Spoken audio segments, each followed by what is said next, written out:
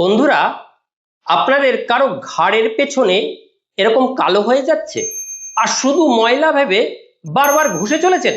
কারণ ঘাড়ের পেছনের ত্বক কালো হয়ে যাওয়া সবসময় অপরিষ্কার থাকার কারণে হয় না। কখনো কখনো এটি শরীরের ভেতরের একটি সমস্যার গুরুত্বপূর্ণ সংকেতও হতে পারে। চিকিৎসা বিজ্ঞানে ঘাড়ের পেছনে বা বগল বা শরীরের ভাঁজে ত্বক কালো বা মোটা বা মখমলের মতো হয়ে যাওয়াকে বলে অ্যাকান্থোসিস নিগ্রিক্যান্স।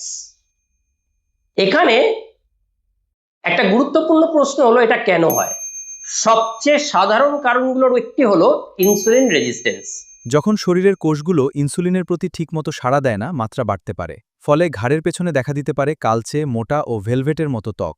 ফলে ঘাড়ের পেছনে দেখা যেতে পারে কালচে, মোটা ও ভেলভেটের মতো ত্বক। এটি বিশেষভাবে দেখা যেতে পারে ওজন যাদের বেশি, যারা প্রি ডায়াবেটিক বা টাইপ 2 ডায়াবেটিসের ক্ষেত্রে। তবে এখানেই বিষয়টি শেষ নয়। কিছু ক্ষেত্রে হরমোনের সমস্যা, নির্দিষ্ট কিছু ওষুধ অথবা বিরল কিছু রোগের সাথেও অ্যাকান্থোসিস নিগ্রিক্যান্স সম্পর্কিত থাকতে পারে। আরেকটি গুরুত্বপূর্ণ বিষয় হলো, ঘাড় কারো হলেই যে ডায়াবেটিস হয়েছে এমনটাও কিন্তু বলা যায় না। তাই সবচেয়ে ভালো হয়, হঠাৎ করে যদি ঘাড়ের পেছনে কালচে ও মোটা ত্বক তৈরি হয়, বিশেষ করে এর সঙ্গে ওজন বৃদ্ধি, অতিরিক্ত পিপাসা, বারবার প্রস্রাব বা পরিবারে কারো ডায়াবেটিসের যদি ইতিহাস থাকে, তাহলে বিষয়টি অবহেলা কিন্তু না করাই ভালো। প্রয়োজনে চিকিৎসকের পরামর্শ নেবেন। আপনারা ফাস্টিং ব্লাড গ্লুকোজ, HbA1c পরীক্ষা করে দেখা যেতে পারে। অনেক সময় ডায়াবেটিসের আগে প্রি ডায়াবেটিক স্টেজও কিন্তু এটা হতে পারে।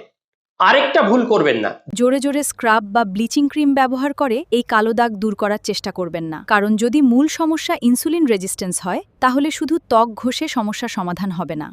বরং মূল কারণ খুঁজে বের করাই গুরুত্বপূর্ণ। তাই ঘাড়ের পেছনে কালো হয়ে গেলে প্রথমে প্রশ্ন হওয়া উচিত, আমি ঠিক পরিষ্কার করছি তো? নয়তো এর পেছনে অন্য কোনো কারণ আছে কিনা সেটা তলিয়ে দেখা কিন্তু ভীষণ দরকার। আপনার বা পরিবারের কারো ঘাড়ের পেছনে এরকম কালচে দাগ যদি দেখেন, তাহলে এই ভিডিওটা তাকে শেয়ার করুন। কারণ ছোট্ট একটি ত্বকের পরিবর্তন কখনো কখনো বড় একটি স্বাস্থ্য সমস্যার আগাম ইঙ্গিত হতে পারে। এই ধরনের ত্বকের পরিবর্তন হলে নিজে নিজে রোগ নির্ণয় করবেন না, প্রয়োজনে চিকিৎসকের অবশ্যই পরামর্শ নেবেন।